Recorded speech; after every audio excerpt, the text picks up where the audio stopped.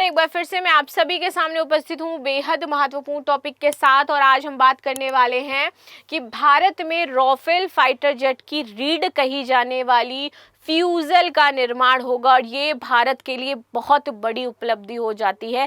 धीरे धीरे हम सैन्य क्षेत्र में आत्मनिर्भर हो रहे हैं, साथ ही साथ सशक्त हो रहे हैं, प्लस नई जो टेक्नोलॉजीज हैं, नई विमानों की जो पीढ़ियां हैं उनको लेकर के भी बेहतर काम कर रहे हैं और ये दर्शाता है कि भारत आगे बढ़ रहा है।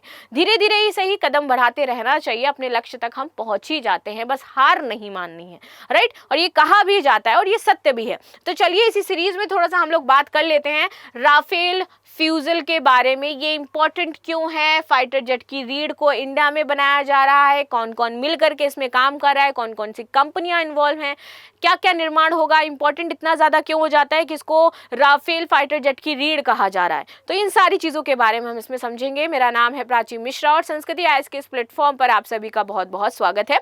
वीडियो अंत तक जरूर देखिएगा।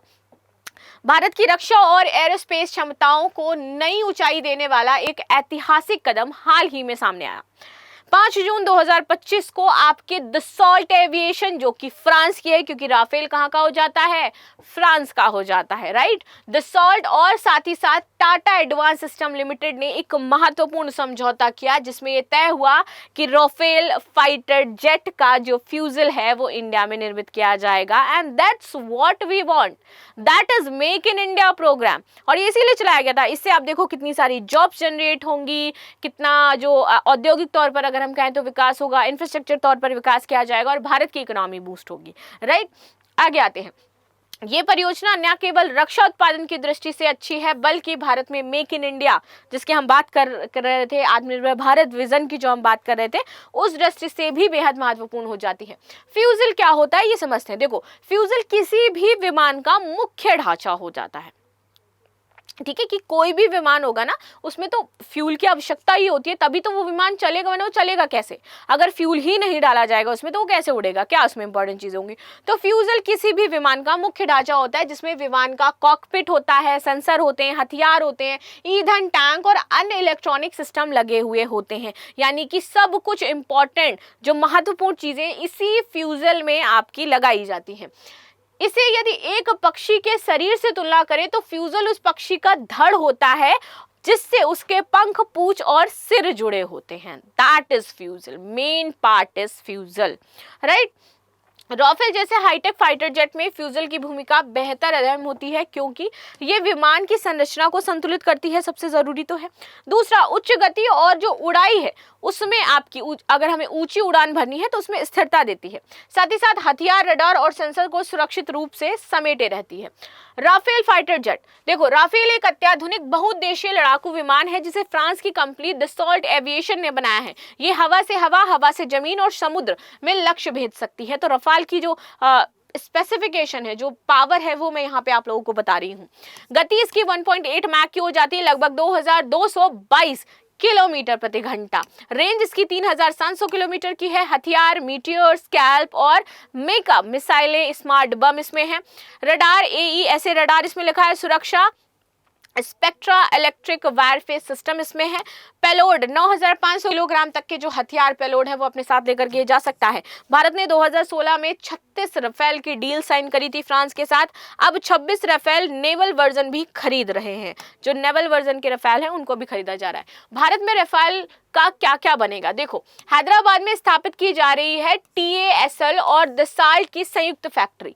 इस फैक्ट्री में फाइटर जेट में फ्यूलेज के निम्नलिखित हिस्सों का निर्माण किया जाएगा। कौन कौन से हिस्से? तो देखो, इसमें आपका फ्रंट फ्यूलेज यानी कि विमान का सबसे अलग हिस्सा है जहां पायलट बैठता है, उसका निर्माण होगा। इसमें आपका कॉकपिट कैबिन शामिल होगा, पायलट के बैठने और विमान चलाने की जो जगह होती है।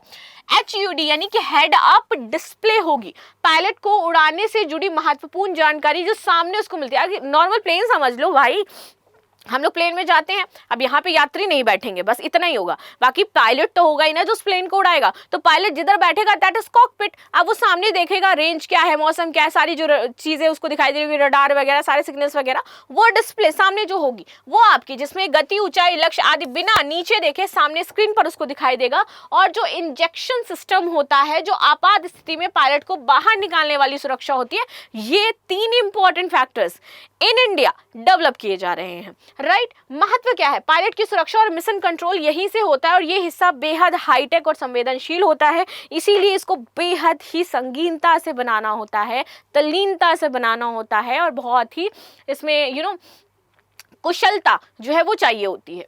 आगे आते हैं सेंट्रल फ्यूजलेज, ये विमान का मध्य भाग होगा। फ्रंट बनाया हमने, अब मध्य पे आते हैं, जो विमान की संरचनात्मक रीढ़ का काम करता है। हमारी रीढ़ है भाई, इसी से तो हमारा पूरा शरीर, हम खड़े हुए हैं, हमारी रीढ़ चली जाए तो हम तो ऐसे हो जाएंगे, राइट। बिल्कुल वैसे ही इसमें शामिल क्या है आपका RBEDAESA रडार, यानी कि दुश्मन विमानों को ट्रैक करने वाला एडवांस रडार होगा। इसमें स्पेक्ट्रा सिस्टम की बात करें तो इलेक्ट्रॉनिक जैमिंग और मिसाइल अलर्ट सिस्टम यहाँ पर लगाया जाएगा, ये बनाया जाएगा। और ईंधन टैंक, लंबी दूरी की उड़ान के लिए अतिरिक्त फ्यूल स्टोरेज इसमें दिया जाएगा। महत्व, यह हिस्सा राफेल की स्टील्थ, सेंसर एकीकृत प्रणाली और रेंज को नियंत्रित करता है, ये बनेगा इन इंडिया। आगे आते हैं रेयर सेक्शन, ये क्या है, ये विमान का पिछला हिस्सा है जिसमें थ्रस्ट और स्टेबिलिटी इसको देता है, थ्रस्ट आगे बढ़ने का पावर, स्टेबिलिटी कि विमान ऐसे हिले डुले नहीं भाई। इंजन असेंबली एरिया होगा यहाँ पर, राफेल को 2 शक्तिशाली M88 टर्बोफैन इंजन यहीं लगे होंगे।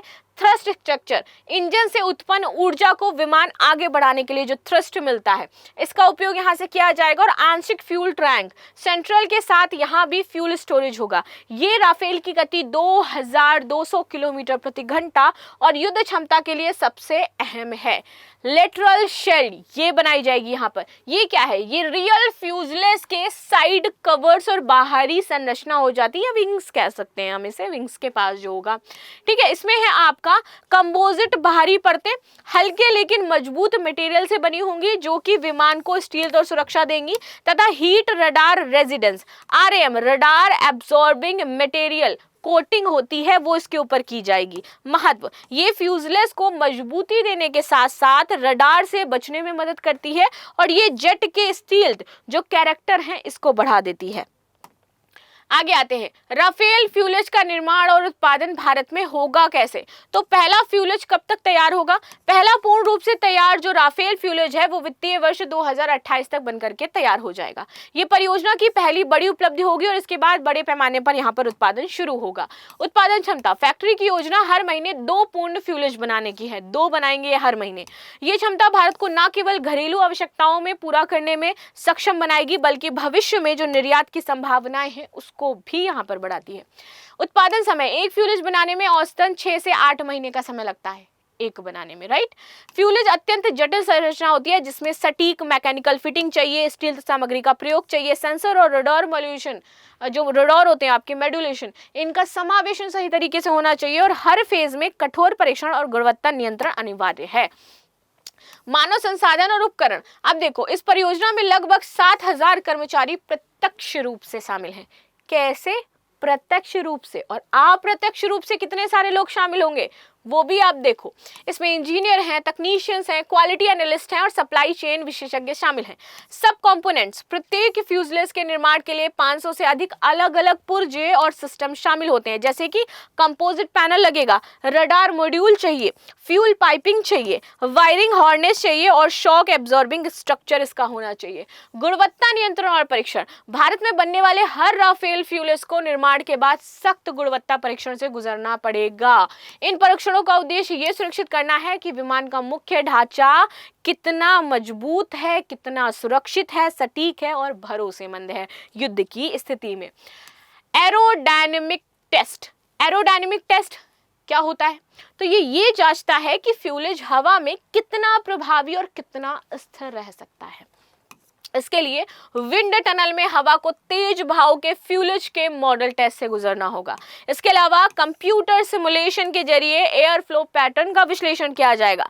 ये टेस्ट ये तय करता है कि विमान हवा में कम घर्षण के साथ ज्यादा गति में उड़ सके। स्ट्रक्चरल लोड टेस्ट किया जाएगा, ये देखा जाएगा कि ये कितना दबाव और कितना भार सहन कर सकती है, और साथ ही साथ विमान युद्ध के दौरान 9G तक के दबाव में भी बिना टूटे ये काम कर पाएगा। रडार रिफ्लेक्शन प्रोफाइल टेस्ट किया जाएगा। ये परीक्षण फ्यूजल की स्टील्थ क्षमता को जांचता है।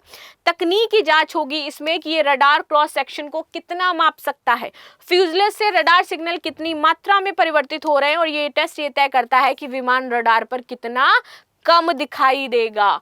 मॉड्यूल असेंबली इंटीग्रेशन टेस्ट किया जाएगा इसमें, जिसमें क्या होगा कि फ्यूलेज में लगे सभी सिस्टम जैसे कि radar, sensor, wiring, fuel tank सही से एक दूसरे के साथ काम कर रहे हैं या नहीं कर रहे हैं। जब फाइनल टेस्टिंग में सबको एक साथ टेस्ट किया जाएगा कि पारंपरिक रूप से एक साथ बैठ रहे हैं या सही नहीं बैठ रहे हैं। सभी इलेक्ट्रॉनिक और मैकेनिकल मॉड्यूल्स को एकीकृत करके उनकी प्रक्रिया देखी जाएगी, संचालन जांच होगी, और ये टेस्ट ये सुनिश्चित करता है कि जब ये फ्यूलेज फाइनल राफेल में फिट होगा तो कोई तकनीकी खराबी नहीं आएगी। And this was the last. Bharat को होने वाले लाभ। रक्षा क्षेत्र में हम आत्मनिर्भर बन जाएंगे क्योंकि इसके जेट्स हमें अब बाहर से, निर्भरता फ्रांस से कम होगी, हम यहाँ पर आयात कर सकते हैं, बना सकते हैं, ऑफकोर्स हम खुद निर्भर कर पाएंगे उस पर। हैदराबाद फैक्ट्री में हजारों नौकरियां पैदा होंगी। तकनीकी रूप से हमें न्यू टेक्नीशियंस मिलेंगे, न्यू टेक्नोलॉजी हम सीख पाएंगे, और सप्लाई चेन जो है वैश्विक स्तर पर हम अपनी मजबूत कर पाएंगे। तकनीकी विकास होगा यहाँ पर। LAC, AMCA और TEDBF जैसे घरेलू विमानों के विकास में मदद मिलेगी। राजनीतिक बढ़त, चीन और पाकिस्तान जैसी जो देश हैं इनके बीच में भारत की हवाई ताकत मौजूद होगी, और भारत की सामरिक स्वायत्तता पर यहाँ पर निवेश होगा। भारत में राफेल का फ्यूजलेज निर्माण कौन कर रहा है? हाल, DRDO, टाटा, दसॉल्ट या फिर L&T। तो ये थी न्यूज़ जो हमने डिस्कस करी। बाकी आप लोगों की क्या राय है इस मुद्दे पर जरूर बताइएगा। मिलते हैं नेक्स्ट क्लास में, तब तक के लिए धन्यवाद। लाइक शेयर सब्सक्राइब करना बिल्कुल भी ना भूलें, and thank you so much.